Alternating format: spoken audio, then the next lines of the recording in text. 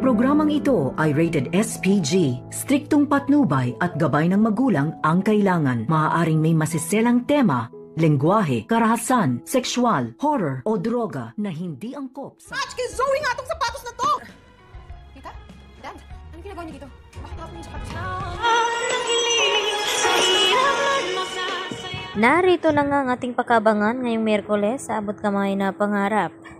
Ikinalulungkot nga dito nila Giselle at RJ ang ibinalita dito ni Chef Gonzaga tungkol dito sa nakuha ngang fingerprint results dito kay Zoe na hindi nga daw ito tugma dahil ang nakuha lamang nila ay itong fingerprint dito ni Don Pepe na yun nga ay inaakala na may kinalaman nga itong si Zoe at itong si Moira.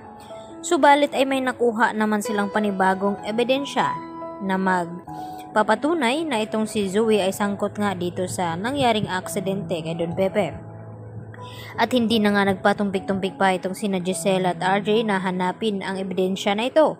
Kaya agad nagtungo ito sa hotel kung saan nanunuluyan itong si Moira. At nagulat naman itong sina Moira at ni Risa nang biglang pumasok itong sina RJ at itong si Giselle at naghahalungkat na kung saan-saan sa kanilang tirahan at nagtanong nga itong si Moira na kung ano daw ang kanilang ginagawa ay hindi nga ito kumikibo. At ang sabi ni Giselle dito kay RJ na wala daw doon ang kanilang hinahanap kaya agad din silang umalis. At dito naman nagtataka itong si Moira na kung bakit naghahalughog ng mga gamit itong sina RJ at Giselle sa loob ng kanyang tinitirhan. At sabi naman dito ni Risa kay Moira na baka may ebidensya silang hinahanap. At agad naman na tinawagan ni Moira itong kanyang kakuntsaba na pulis doon kung saan ay siya mismo ang mata at tainga dito ni Moira. At dito na pag-alaman na may nakuha ngang ebidensya ang mga ito na sina RJ at Giselle laban dito kina Moira at Zoe. Sa akala na tapos na nga at absuelto na sila dito nga sa mga hinala ni RJ at Giselle.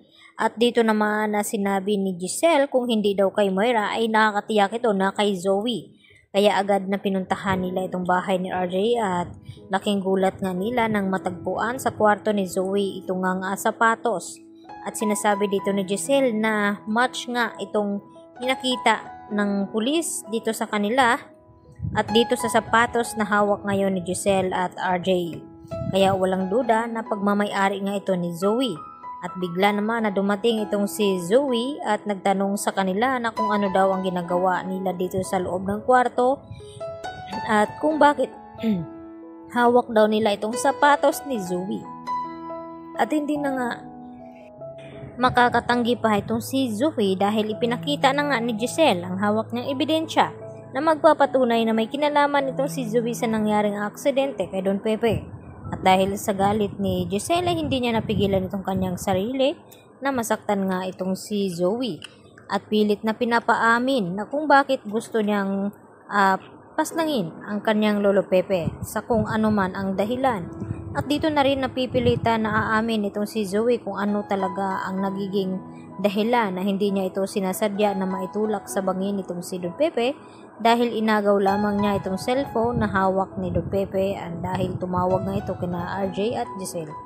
At ang ididiin dito ni Zoe ay walang iba kundi itong si Moira dahil siya naman talaga ang nagpapakidnap dito nga kay Don Pepe. At tila nababaliw na rin nga itong si Lynette dahil sa trumas dahil sa nangyari nga sa kanya na nilooban nga ang bahay nila ni Carlos kaya pati ibang tao ay nagawa ring saktan dito ni Lynette. Kaya yan naman ang ating pakaabangan bukas kung makaligtas pa ba itong si Zoe sa mabigat na ebidensya na hawak ngayon ni RJ at Giselle.